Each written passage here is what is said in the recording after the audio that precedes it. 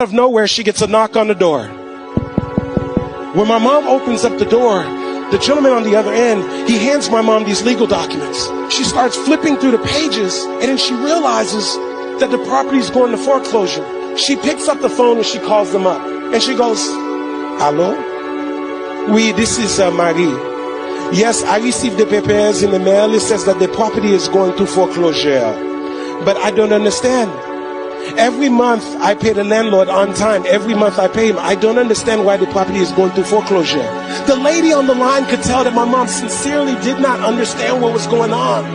She said, "Oh, Marie, even though you've been paying the landlord money every single month on time, the landlord has a mortgage. The mortgage is attached to the property. Because of that, the bank has the right to foreclose.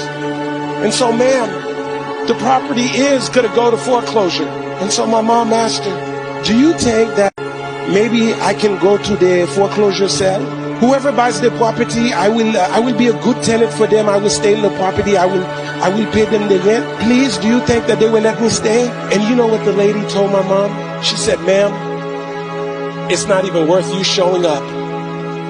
Whoever buys that property is not going to want to keep your little restaurant in there." So my mom was devastated. She's like, "This is how I take care of my two boys. I got all my life savings into this property."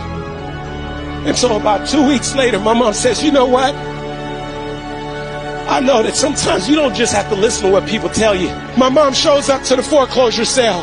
She's expecting a room full of investors. But to her surprise, there's only two people there: the auctioneer and the representative from the bank. Now, before my mom could realize what's going on, the auctioneer steps up to the podium and says, "Ladies and gentlemen, we're about to start the bidding process on 540 West Atlantic Avenue. If you're here to bid on the property, please raise your hand." And so naturally, the representative from the bank is standing over here. She raises her hand.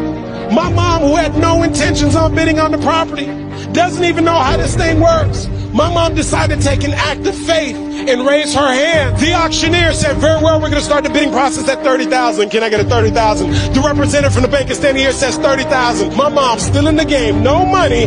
35,000. It gets over here to the bankers and banker says 36,000. This goes on and on. Now they're in the 40s. Now they're in the 50s. Now they're in the 60s. Now they're in the 70s. It gets over here to the banker and banker says 76,000. Now my mom's like, "I might as well have some fun. I don't have any money anyway. We must be playing with some Monopoly money." And so my mom, attitude and all, my mom goes, 76,500. The representative from the bank is standing here with a clip pad.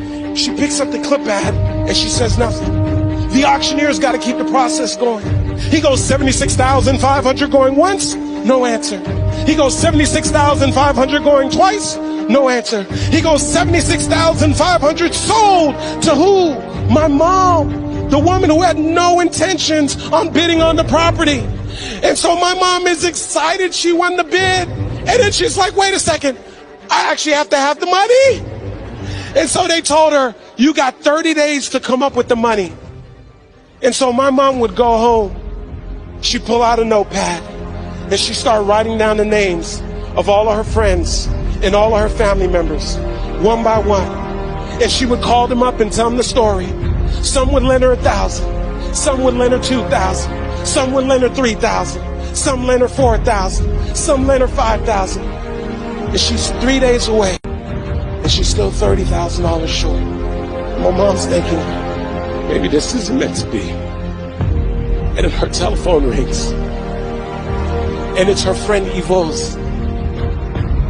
And when her friend calls her up, my mom says, "Yvonne's, no, it's too late. I have 3 days. I still need $30,000. Yvonne said, "No, Marie, listen. I know you've been calling us. But me and my husband, we've been saving up money to buy a house. We heard you call us. We heard the voicemails. Right now, we've saved up $30,000. We prayed about it. We talked about it. And we want to lend you the $30,000. So my mom would go and get the money from Yvonne's and all of her friends and all of her family members. And she would drive over to the bank and get a cashier's check. She would get back in the car, drive up to Palm Beach, look at that big, thick cashier's window with the little hole at the bottom. My mom would probably take that cashier's check and slide it through the little hole.